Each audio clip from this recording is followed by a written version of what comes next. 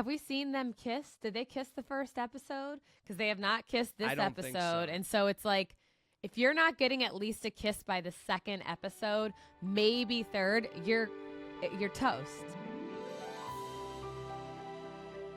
Hello and welcome to the Betchelor Podcast. I'm Kay York City. And I am Jared Freed. It is so good to be back here with you, Kay York, and to be back with everyone on YouTube. We are on YouTube every episode.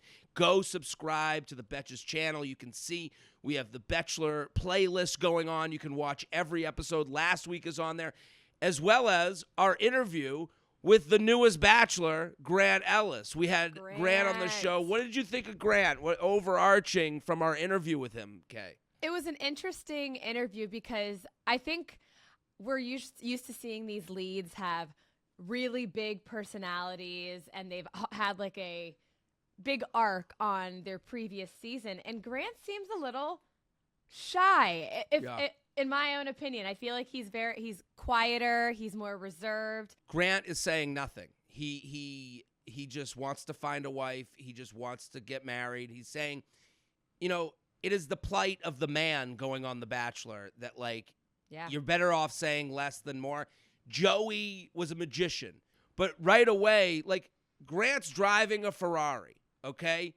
I understand you don't want to be a bragger and be like, look how rich I am. But you also drove up in a Ferrari to a castle. He was very good at just, not giving much and kind of living in the land of I don't want to talk about money. So I found that interesting, especially now that we're 2 episodes into the show. He's an iceberg. We're seeing the tip of him. There's a lot beneath the surface, I think.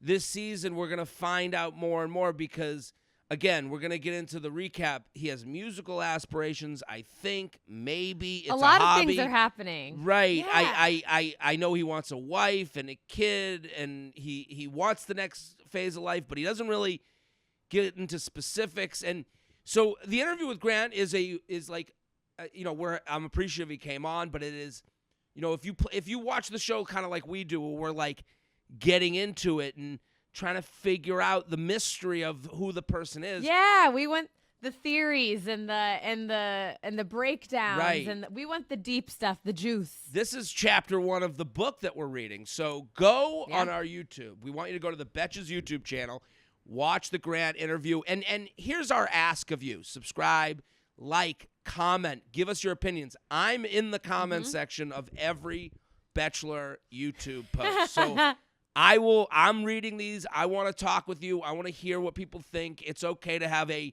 respectful disagreement, a respectful, hey, I like this, but how about this? Did you think of that? And this gets us into our Betchelor news desk. Let's go to the Betchelor news desk right now because we have news.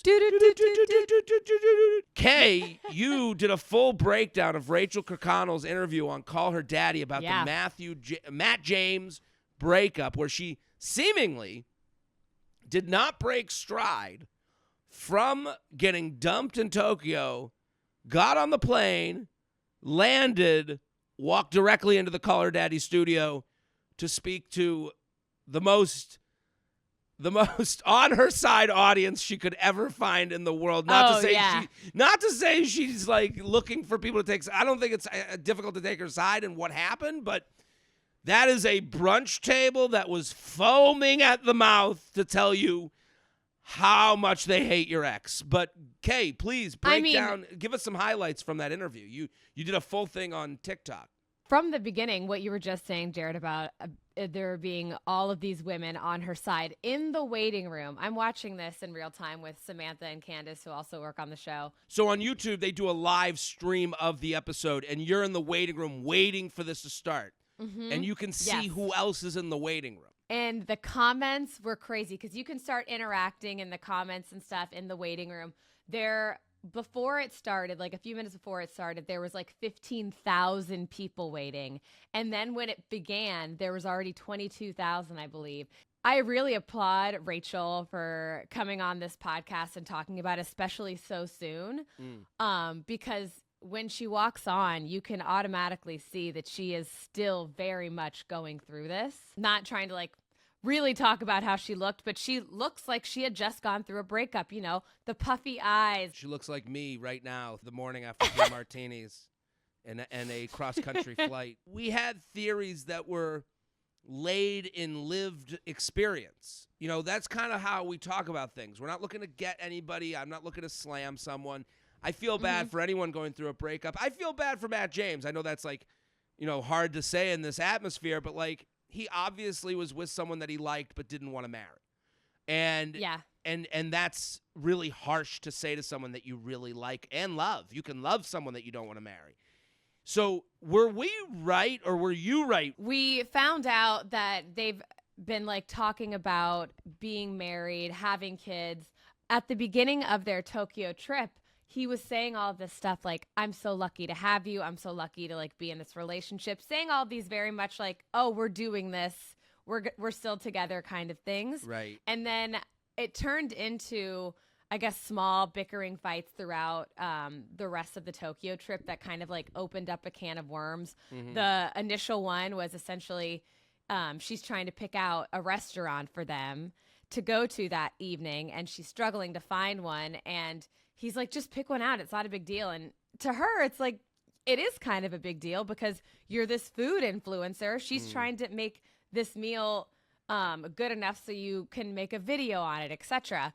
And then when they get to the restaurant, it wasn't that good, which we've all been there. Okay. And when it's explained this way, it's crazy because this is what happens in relationships. It is one person who wants to end it and the other person acting honestly, doing whatever they can to make this like stone of a person happy. And one person turns to a stone and the other person turns into this squishy, honest, please, you know, I'll find the restaurant. And so when it's explained, you can't help but think horribly of Matt James and like poor Rachel, but like this is how it ends. This is the last month of every relationship. Yeah, and that kind of opened up the can of worms. She's at the restaurant. She starts crying. And I guess this is another part of their relationship that wasn't really aligning, is that they clearly have different love languages. Like, she is upset. Yeah, he wants to break up and she wants to be married. Those are two different love languages. That's it. But she wants to be comforted when she's upset. But apparently Matt's way of comforting her is like letting her get it out, and then he can come talk to her afterwards. He thinks that she just wants to be left alone. And then she was like, no, not really. I actually want you to say something. So they get back to the hotel. He was like, that was weird. Why did you act like that? And she was like, I don't know. She's also going through it. She's getting ready to start her period. She was explaining all of this. And so the next day they wake up, everything's fine. And they end up getting in the car and going to one of these Japanese markets in the morning. They were going to go get breakfast. They get into an argument about something. I can't remember what it was about, but I think it was like her looking that stuff up on TikTok or him like kind of snapping at her about something. And then they explore the market separately. Okay. We're going to have an alone day? Is that the plan? I guess so, which obviously that was not the plan. She said, she was like, that is not normal for us. How about we have an alone day? I'm going to go this way and make sure that you know that you'll have Here's the thing. I hear this whole thing and I get where like I am a man with many female friends. I've been at this brunch table and heard this description exactly of many breakups. And it lives in this like, and now I'm walking around alone in Tokyo. And it's like, it's person. And again, this is genderless. It happens in every breakup. Yeah, it does. One person turns into robot, just get me to the next thing. And the other person is like trying anything they can do. And that's what it sounds like from her angle is what's going on. And honestly, like this is kind of where it went awry a bit, is so they came back together after the market and they got back to the hotel room and they had the conversation, the conversation, the breakup conversation. Here it is. We're sliding down the hill of breakup. And I don't know if it was him who technically broke up with her or she broke up with him. I guess I would say that she kind of ended it because they had this talk and she said something like, well, if you don't actually see yourself being with me, then I don't know why we're like still doing this. And he was like, yeah, he was like, I agree. I don't see you. Like, I don't see myself proposing to you. If I wanted to do that, I feel like I would have already done that by now. And this is what's weird for me is that she left, obviously, but it's not like she left and she was like, okay, I have to go find a flight. I'm in Japan. I need to like get home. She had this flight. She was leaving to go catch her flight. So this breakup chat happened right the same day, that morning of her flight. So he knew she was leaving. And then she gets to the airport. Then this explains. Right. Okay. Well, hold on. This explains everything to me. This is what you do. Like, there's nothing's by accident. You have to time it out. There are no coincidences. Right. He knew her flight is on this day. He knew he wanted to end it.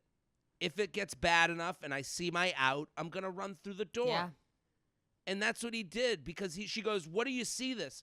He could have said, of course, and said the same thing he was saying before. He saw the opportunity to end this, and he did. I mean, this is every breakup. Like, I can't, I'm not trying to, like, minimize her feelings. No. I am trying to minimize the idea that this is, like, I don't think he's, like, this is the fault of a human, you know, I like agree. this is humanity, you know, like it's uncomfortable. You've been together 3 years, especially from the U Up podcast. I know so many people in a breakup, they just want their head chopped off. Like they just want the person to be evil to them so that they can have a good reason for it to end. And they can go and their friends are like, what happened? They can go, he was mean to me at the market. You know, it's like, but that's not what it was. It's a bigger issue. You know, this didn't happen month 3 of the dating. This happened 3 years 4 in. years you know? in. So they end it, and she goes to catch her flight that he knew. So there was other scheduling that we're not hearing about. You know, the idea that she was like, let me go on Trip Easy. And find a flight. Like, no, this definitely was thought out in some sort of way.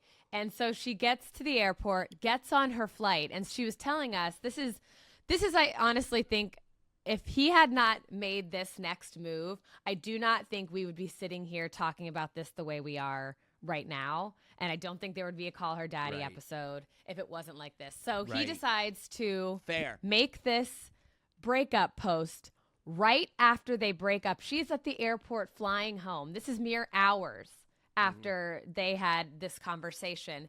And one thing that she said in the episode is that she does not get Wi-Fi on planes. She was like, I think I downloaded a VPN on my phone a while ago, and now I can never connect to the plane Wi-Fi, the end. So she was like, I'm always just sitting on, you know, I'm never lurking on the internet or anything while I'm on flights. As they're getting ready to take off, she gets a message from her friends being like, Rachel, like, question mark. And she gets on Instagram, sees the post, and then the flight is taking off, so she loses loses service. The way I would have been like, we have to stop the plane. We have I got to get off the plane now. That to me, this is for me the most like up part is that A, he didn't discuss with her about making this post, and B, the timing of it is really off because now she's going to have to be in the air for 12 hours and then land because she's flying back from Japan and then land to a phone filled with messages being like, oh my God, you guys broke up, news articles, everything. How many texts she had? Can you imagine? Like the amount of texts I had when this happened. I can't imagine the amount of texts she had. Like, I'm just imagining 7 million women just like screaming at the top of their lungs when they hear that. You know, like I can't imagine the comment section on YouTube. That is why I'm saying I do not think we would have been here talking about this if it wasn't for the fact that he did that. Other than that, I really don't. This was a breakup. We've all been through this type of breakup. Right. It was just how he handled that last part that was kind of No one handles breakups well, especially when you're the one doing it. You're in the position of power. You're punching down. But it's also it is wildly interesting, and also like you work on social media to ignore And this person was your sidekick No. for 4 years, and that's how they operated. Like the fact she's finding restaurants for you, that's how it looked to anyone who watched. It was this two. It wasn't Matt James. It was him and his girl. Yeah. It was the two of them. Let's move on to the episode. We have Grant Ellis' episode 1. We start. The women have moved into the house. They're cheersing. I noticed one thing when they were cheersing the mimosas. You could kind of like place the strength of the mimosa to how the person was going to play the game. like I could kind of see there were certain people that had behind like this. There was like all champagne people. I'm like, that girl's here to party. There was like all orange juice people. I'm like, that girl's here to find a husband. Like you could kind of like see at this initial cheers. It was just a very small moment, but they all move into the house. We get right into group date 1, which is basketball. It's time to shoot your shot. Obviously, it's a basketball thing. He is a former pro European basketball player.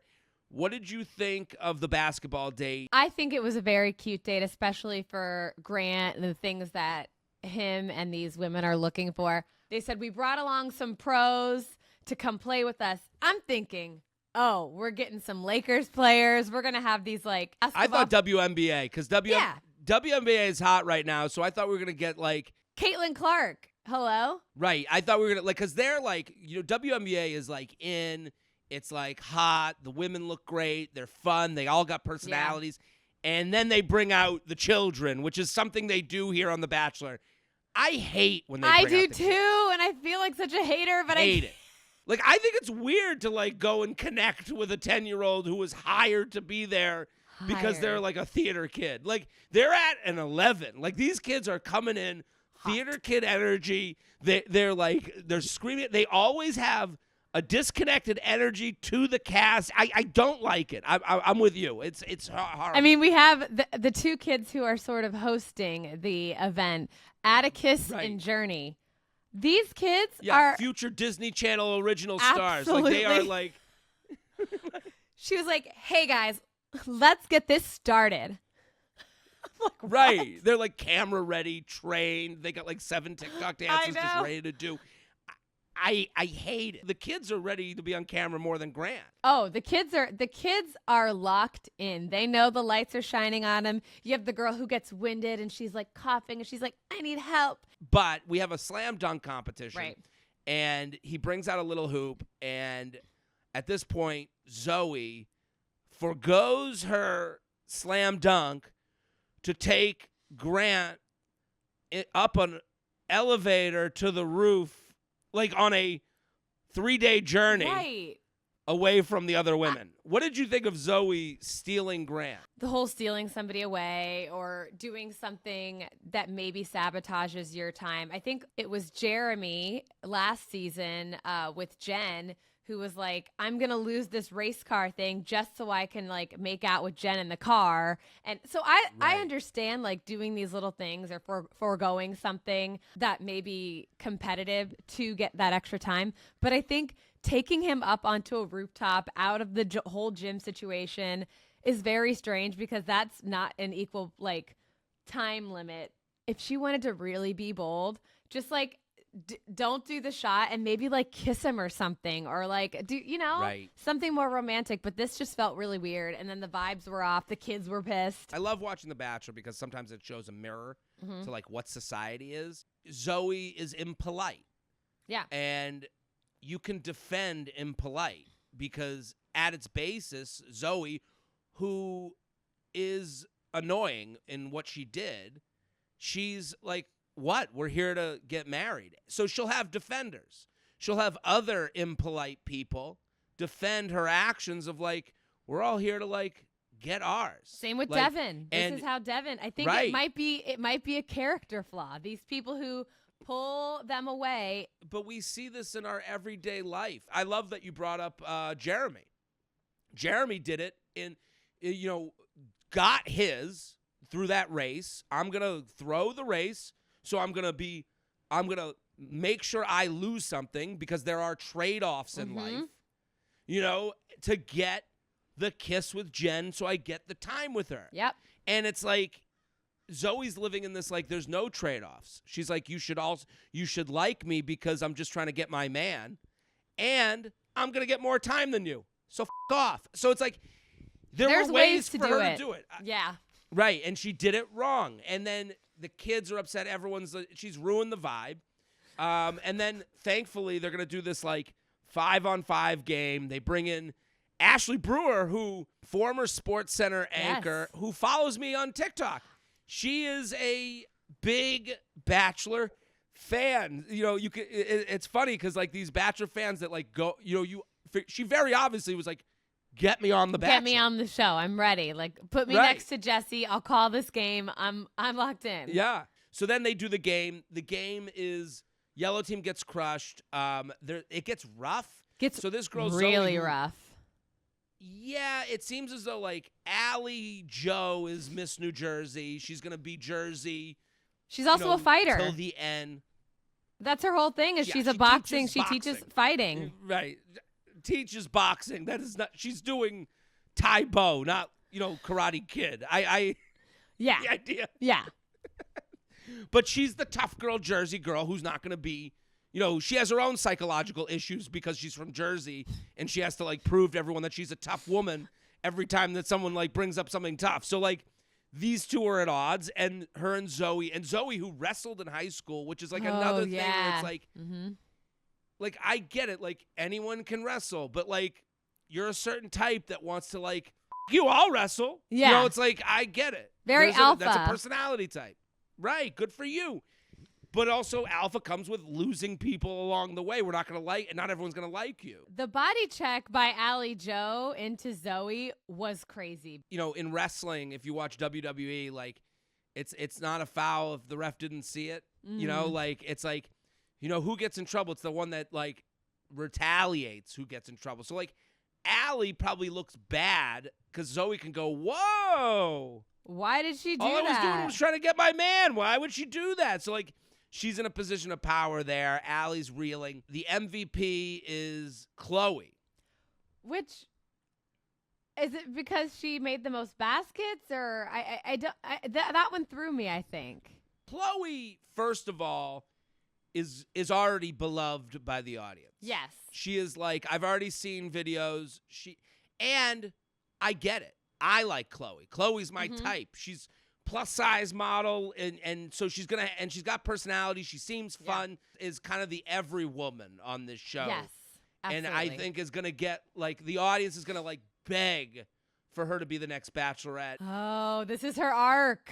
I do feel like sometimes when it's Chloe on screen, we're watching her movie. Oh, yeah. She's main character energy, 100%. So then we have Allie Joe calls out Zoe. And again, Zoe lives in the land of morality. I'm here to get a guy. Mm-hmm. Isn't that the show?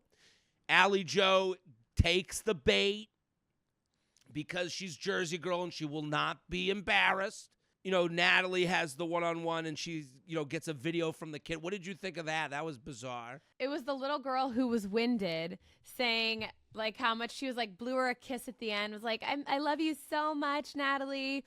But it felt weird because, again, we saw this girl get winded. Natalie went and took care of her. But these kids are camera ready. I cannot shake. It felt so bizarre and so planned out. We are finding out that is honestly all that Grant cares about is this woman being a wife and a mother. That is his whole narrative is wife and mother. I want a wife. I want kids. I need this wife to be a good mom. Right. It makes me feel a little icky if I'm being honest, but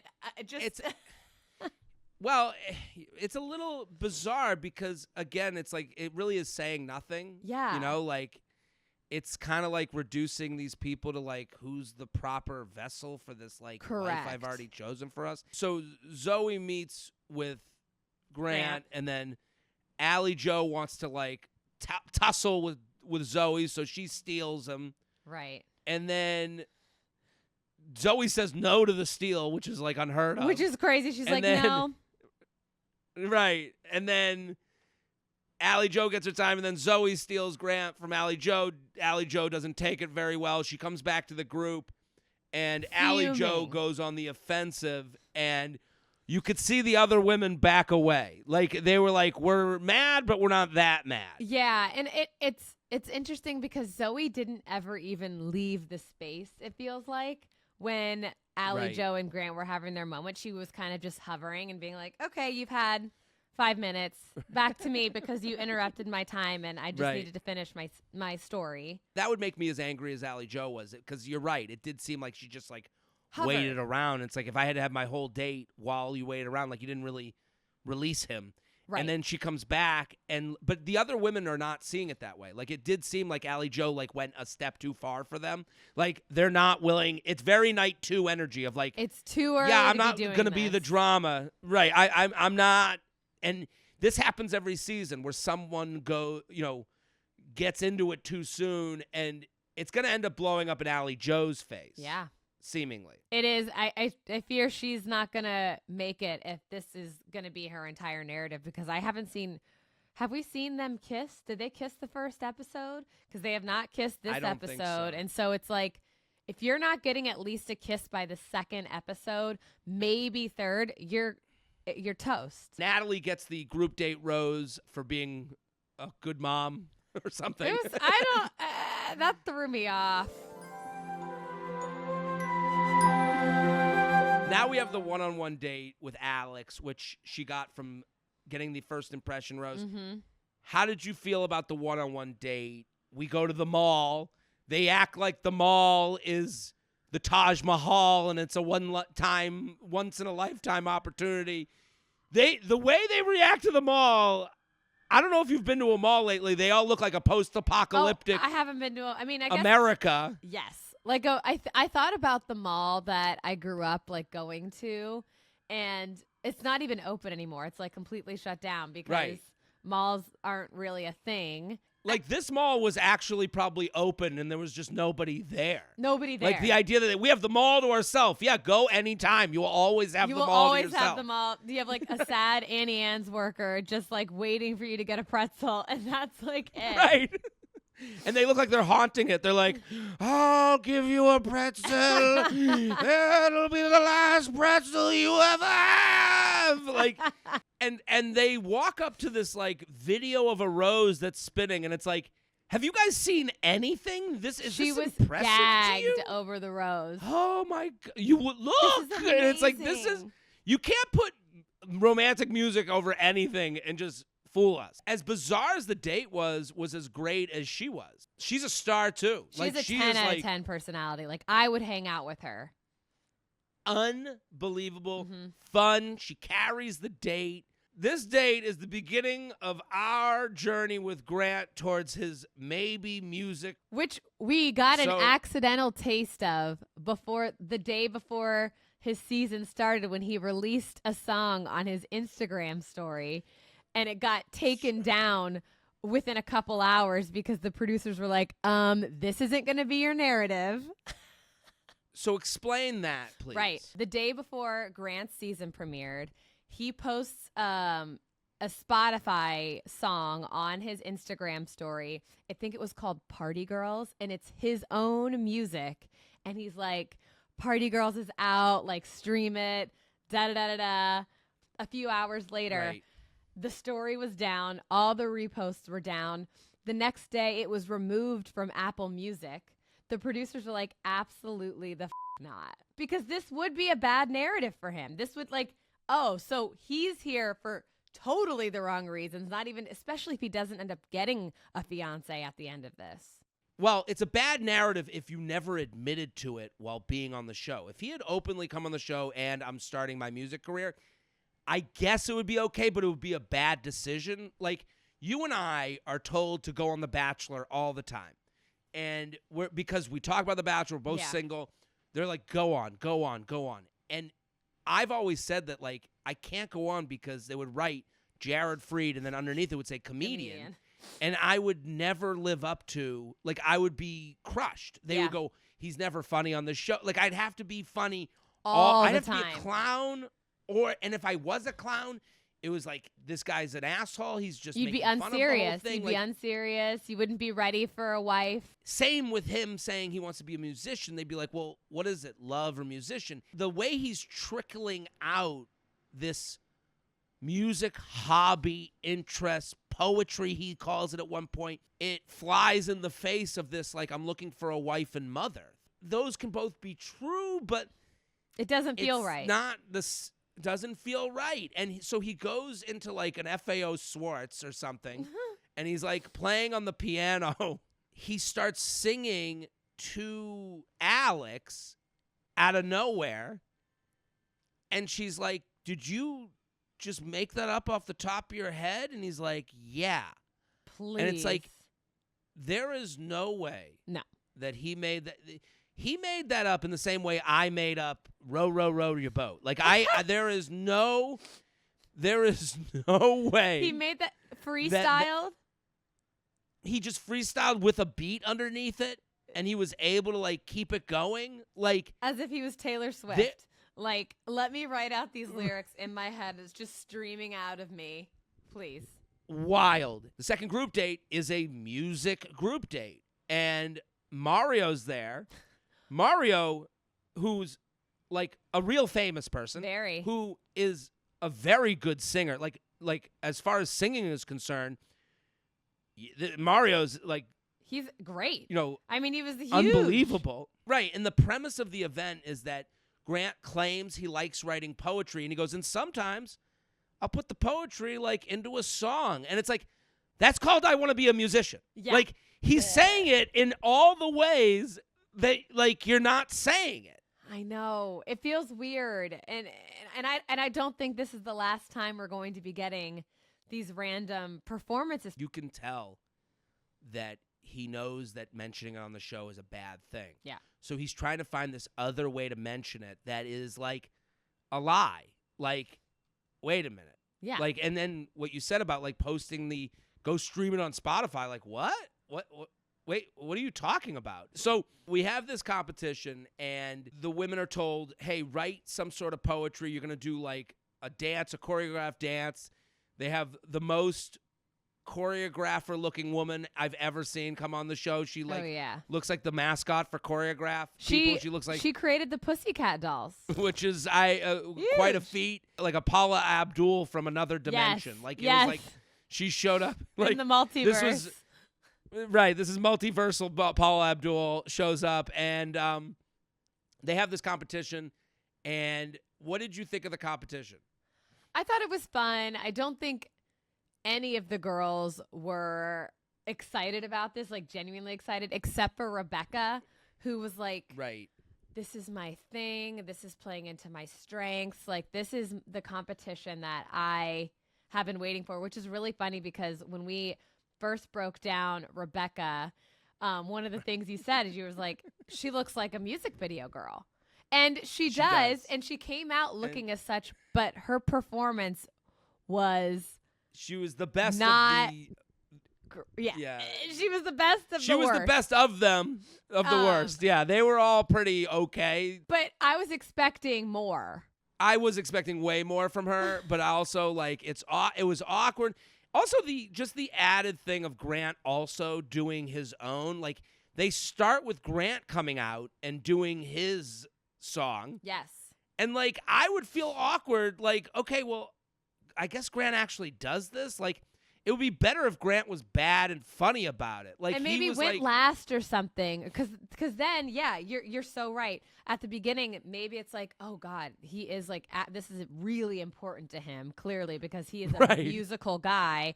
And now I have to perform after he just did a great job. Right, because it added this like pressure, it seemed. And everyone goes up and does their thing. And the one that really takes away the prize is Carolina. And Carolina ends hers by straddling him and making out with him in front of everyone. People feel uncomfortable. It was weird. She ends up getting... The straddle was a strange... Like, you can make out with him, but straddling him, because it felt like a long time, too. It's a move. You have made a move. Yeah. And she ends up winning for, going for it. As if he wasn't going to pick her. That would be the craziest thing. And then they go to the group date afterwards, and the vibe is off. He sits with Rebecca, and Rebecca kind of like reports back that like she kind of lets him know the vibe is off, and she kind of reports back like he could feel that. And this is where I started to notice that Grant is not in control of his own season. Correct. The women are in control. Grant has no spine with these women. He is going to make them feel better no matter what is going on or how it went on. Him and Latia sit down. Latia explains that she doesn't like that he said that she's someone that doesn't accept no. And he's like, oh, he takes it back right away as she's telling him exactly what you want and kind of living exactly how he pointed her out to be. Like she's like exactly the person he assumed her to be while she's telling him that she's not the person he assumed her to be. Like, it's like, this is what the woman who can't take no would say to the guy. I think, you know? I think you're right about this entire thing. He is not in control. And I do this whole section, him confronting every girl about, hey, I just want to make sure everybody's okay. Using that time to almost apologize or backpedal a bit, and then the Latia situation. Right. I worry that this kind of like apology thing is happening very early on in the season, that we're going to get some drama with Grant just because he doesn't know how to execute things correctly. Because we're used to Joey, Mr. Smooth. Right. I got it. I know how to handle every situation, and I fear Grant is not that. No, Grant is yeah. This is to say it lightly. Grant is right. Absolutely. This guy has again, he couldn't explain the $250,000 Ferrari, but it's on screen. We all saw it. He can't explain what he meant by you look like someone who doesn't take a no. He has no compass, it seems. He's just like, he thinks telling people I want a wife. It really does. There's no plan here. No. And especially with Carolina. And then Carolina, you can tell is going to be a problem too. She somehow makes herself the victim after the women tell her that they felt bad that she got chosen after making out with him. And it's like, Carolina, you're on a show where it's a competition for a guy. You can't understand that other women would feel not chosen when they didn't get chosen on a show where he's going to choose one woman. Like, how is this about you? Yeah. Right. And Carolina, like, she goes, I mean, like, she is, like, from a Latino soap opera. Like, it is, like, you could tell, like, I'm like, Grant is not going to be able to handle her. No. She's going to come, and you could see it just, and again, my assumptions, the way I'm looking at Carolina, it comes from, like, very tropey, very, like, a lot of assumptions, and I hope it's not taken the wrong way because it played out in front of us. It was like, oh, my God, she's doing Dios mio, you know, like, but you made out with him. You straddled him. You were the one who did it. And she's like, well, now I feel bad because my time is being, like, she was like, now it's like puts a damper on my happy time because the other girls were, duh, what? Yeah, that you made a move. You win some, lose some. You won him. You lost some fans in the house. That's what happens. And then she doesn't get the rose, which is also a gag.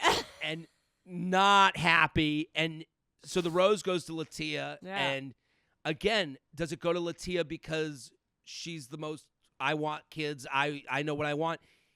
He needs to be led. Maybe he wants to be led. Maybe that's attractive to him, that it's like, yeah, just get me out of here. I don't want to have to explain myself anymore. He talks about being emotionally available to all the women. It's like, this is where we see Bailey Brown kind of like has a moment. Oh, no. And I'll go back to something Latia said, and Bailey Brown is kind of playing it out, and a few of the women are kind of playing this out, and I really felt that The Bachelor kind of teaches us about the state of the dating world, because Latia's like, I just don't want to be single. I just don't want to date anymore. Yeah. And I found that very interesting because Grant goes to the rose ceremony, gives out his roses, we lose people, you know, people stay, whatever. Like, that's actually like a side story to all this, but like the way the women reacted to going home, or the idea of getting thrown back into the dating pool as if it was like back to the, you're gonna be sent back to like to the hell. dungeon, like that. Bye. The dungeon, right? They're like, please let me out. Don't make me go back to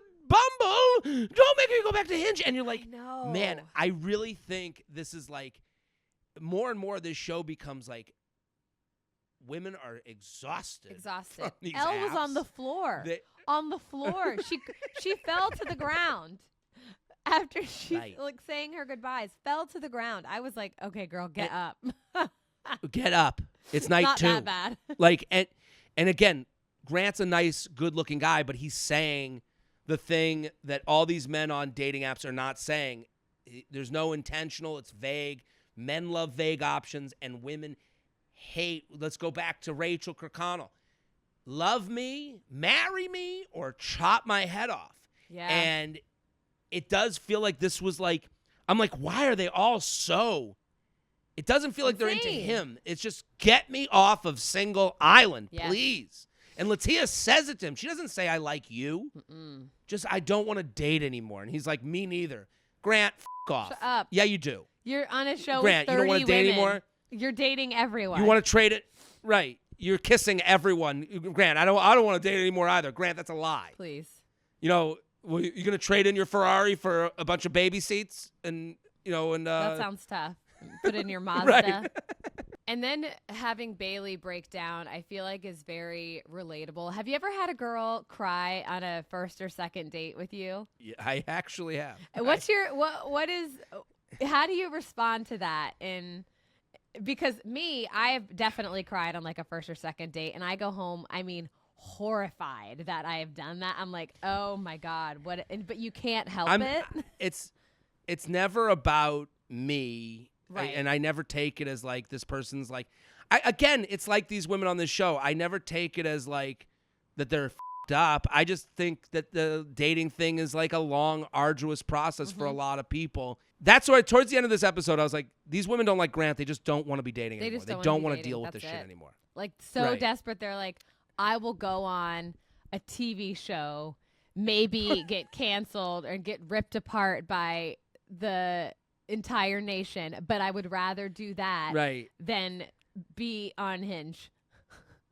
Right. And some people would be like, well, they came to get an audience. I don't know. I think when you're in it and you're like, literally, the whole premise is like, who does this guy choose? Mm-hmm.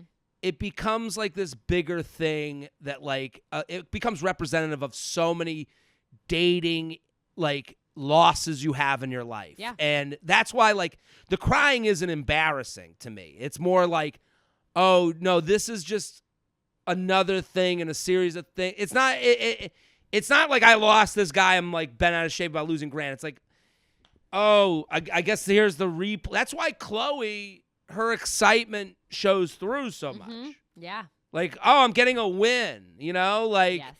and then the people getting sent home, it's like, you lose, so yeah, I mean, that's our episode. We lose Vicky. Rebecca, I was surprised Rebecca went home. I am too. Alicia, I was surprised as well. Alicia was like the first kiss. First kiss, I know. And she had some like villain energy to her. I thought she was going to be more of a player here. Guess not. And Elle, the travel host, who was on the floor. The floors. Girl, get up. Get- Please. Get up. Who's your top pick for the episode? I'm gonna say Juliana. I really Okay. I felt Juliana or Latia. I just feel like they have a really great connection with him. I do love Alex, but I think that there is such a natural vibe to Juliana, and I just like her in general. I think, and I very much like Latia. What about you? I gotta say Chloe, just Oh, because yeah. it's like she's again just like Charles got his own show. It feels like Chloe's getting her own show. I'm with you, Alex and Juliana, like really pop. It factors. There's something there. You can't create heat out of nowhere, so Yes, so make sure you are watching us on YouTube. Again, go to the Betches channel. You can watch our full episodes on YouTube. You can also follow us at Always On. And make sure you rate, reviewing, subscribing, sharing on your story. I love reposting and seeing you guys listen and watch the episode. You can follow me at K York City. And Jared, what's going on this week? here's another thing. If you're on the YouTube channel, hello, comment. I'll be reading all the comments. I'm gonna respond. That is such a just liking and subscribing is like a very nice Small gesture, thing. but it might small thing that might not mean a lot to you, but means the world to us. So we really want you to do that. And I'm coming to Australia and New Zealand. I'm sitting here in LA looking at gloomy LA. I'm gonna be in Alpharetta, Georgia, before I leave for New Zealand and Australia. So wow. Alpharetta, Georgia, and then New Zealand and Australia. Come to the shows, jaredfreed.com, then Rochester. But other than that, we did it. We did it. Great episode, fun show. The Betchelor Podcast is produced and edited by Jazz Zapatos. Social media by Candace Maniga and Samantha Bush. Guest booking by Shanice Kelman. Be sure to follow The Betchelor at @AlwaysOn.